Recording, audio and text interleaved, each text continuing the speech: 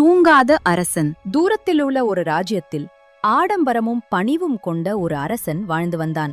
அவனுக்கு அன்பானதும் அழகானதுமான ஒரு அரசி இருந்தாள். அரசனுக்கு அரச கம்பீரம் நிறைந்த ஒரு அரண்மனை இருந்தது. அதில் பல அரச பொருட்கள் குவிந்திருந்தன.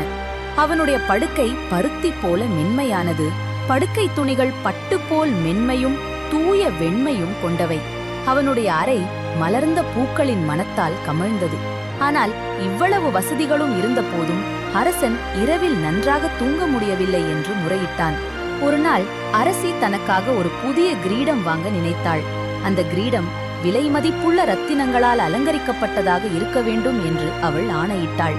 அதனால் அவள் முழு நாளும் தனது புதிய கிரீடத்திற்காக வாங்கும் பணியில் மூழ்கியிருந்தாள். தூர தேசங்களிலிருந்து வணிகர்களும் வியாபாரிகளும் தங்கள் சிறந்த ரத்தினங்களை அரசியிடம் கொண்டு வந்தனர். இவ்வாறு அரசி முழு நாளும் கற்கள் பதிக்கப்பட்ட கிரீடத்தை தேர்வு செய்வதில் பிஸியாக இருந்தாள். அரசன் மட்டும் முழு நாளும் அரண்மனையிலேயே தங்கியிருந்தான். பின்னர் அரசனும் அரசியும் ஒன்றாக அமர்ந்து இரவு உணவு உண்டனர். அரசி மிகவும் சோர்வடைந்திருந்ததால் இனிப்பு பரிமாறப்பட்ட போது தூக்கம் வந்துவிட்டது. ஐஸ்கிரீம் அவளுடைய முகமெங்கும் ஒட்டியிருந்தது. ஆகவே அவளுக்கு படுக்கைக்கு செல்ல வேண்டிய நேரம் வந்துவிட்டது என்பதை அவள் உணர்ந்தாள். இனிய இரவு அன்பே என்று அரசனிடம் சொல்லி அவள் படுக்கைக்கு சென்றாள். ஆனால் அரசன் முழுவதும் விழித்திருந்தான். அவனுக்கு சிறிதும் சோர்வு இல்லை. இரவு உணவுக்கு பிறகு பற்களை துலக்கி இரவு ஆடை அணிந்து நேராக அரச படுக்கையில் படுத்தான். பல மணி நேரங்கள் கழிந்தும் அவனுக்கு தூக்கம் வரவில்லை. படுக்கையில் புரண்டு கொண்டே இருந்தான். அப்போது அரண்மனையில் சிறிது நேரம் சுற்றி வந்தால் தூக்கம் வரும் என்று அவன் நினைத்தான். அரசன் படுக்கையிலிருந்து மெதுவாக எழுந்து படிக்கட்டுகள் வழியாக கீழே இறங்கினான். கீழே முதலில் சந்தித்தவர் அரச நிதி காப்பாளர். அவர் நாணயங்கள் நிறைந்த பைகள், விலை மதிப்புள்ள இரத்தின குவியல்கள், தங்க குவியல்கள் ஆகியவற்றுடன் பிஸியாக இருந்தார். அரசனின் தூங்காத இரவுகளை பற்றி கேட்டதும் அவர் ஒரு தீர்வை பற்றி யோசித்தார். அரசனுக்கு ஒரு பொன்னிற துணியை கொடுக்கலாம் என்று அவர் நினைத்தார். இந்த துணியால்தான் நான் அரச பொக்கிஷங்களை பளபளப்பாக்குவேன். இந்த துணியால் சுத்தம் செய்யும் போதெல்லாம் எனக்கு தூக்கம் வந்துவிடும் என்று அவர் கூறினார். அரசனும் இதை முயற்சி செய்து பார்க்கலாம் என்று ஆலோசனை வழங்கினார். அரசன் அந்த துணியை எடுத்துக்கொண்டு மகிழ்ச்சியுடன் பொக்கிஷங்களை பளபளப்பாக்கத் தொடங்கினான். விரைவில் வைரங்கள் ஜொலித்தன, நாணயங்கள் பிரகாசித்தன, நீலக்கற்கள் மினுமினுத்தன. அனைத்தையும் அரசன் சுத்தம் செய்து முடித்தான். நிதி காப்பாளர் அரசனுக்கு நன்றி கூறி தூங்கச் சென்றார். ஆனால் அரசனுக்கு இன்னும் தூக்கம் வரவில்லை. அவன் அரண்மனையில் சுற்றித் திரிந்தான். ஒருவேளை சுவையான சிற்றுண்டி எடுத்தால் தூக்கம் வரலாம் என்று அரசன் நினைத்தான்.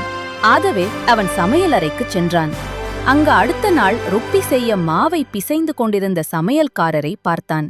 தனது பிரச்சனையை அரசன் கூறியதும் சமையல்காரர், உங்கள் மகிமையே, நீங்கள் சரியான இடத்திற்கே வந்துள்ளீர்கள். தினமும் ரொட்டிக்கான மாவை பிசைக்கும்போது எனக்கு தூக்கம் வந்துவிடும் என்றார். அரசனும் மாவை பிசைத்து பார்க்கலாம் என்று அவர் கூறினார். இதைக் கேட்டு அரசன் மகிழ்ந்தான்.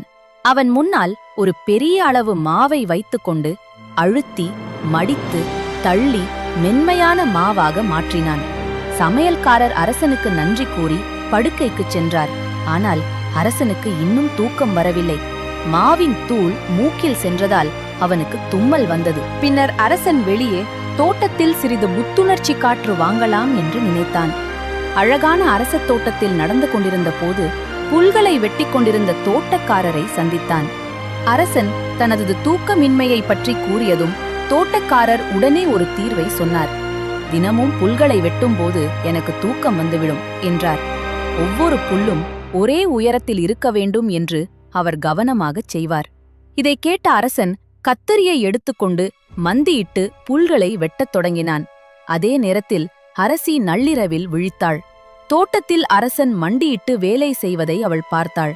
அவள் அரசனிடம் சென்று, எல்லாம் சரியா என்று கேட்டாள். அரசன், எனக்கு தூக்கம் வரவில்லை, யாராலும் உதவ முடியவில்லை என்று கூறினான். அரசிக்கு ஒரு தீர்வு இருந்தது. அவள் அரசனை உள்ளே அழைத்து வந்தாள். அவனுக்கு ஒரு கண்ணாடி வெந்நீர் பாலை கொடுத்தாள். பாலை குடித்ததும் அவன் படுக்கையில் படுத்தான். அரசி ஒரு கதை சொல்லத் தொடங்குவதற்கு முன்பே அவன் குரட்டை விடும் சத்தம் கேட்டது. இறுதியாக தூங்காத அரசன் தூங்க அரசி ஒரு கதை சொல்லத் தொடங்குவதற்கு முன்பே அவன் குரட்டை விடும் சத்தம் கேட்டது. இறுதியாக தூங்காத அரசன் தூங்கிவிட்டான். முடிவு: அரசன் முழு நாளும் எந்த வேலையும் செய்யாததால் அவனுக்கு தூக்கம் வரவில்லை. அவனுடைய அரண்மனையில் உள்ள அனைவரும் எப்படி தூங்குகிறார்கள் என்று அவன் ஆச்சரியப்பட்டான். ஆனால் தனது பணியாளர்களின் வேலைகளைச் செய்தபோது அவன் சோர்வடைந்தான். படுக்கையில் படுத்த உடனே தூங்கிவிட்டான்.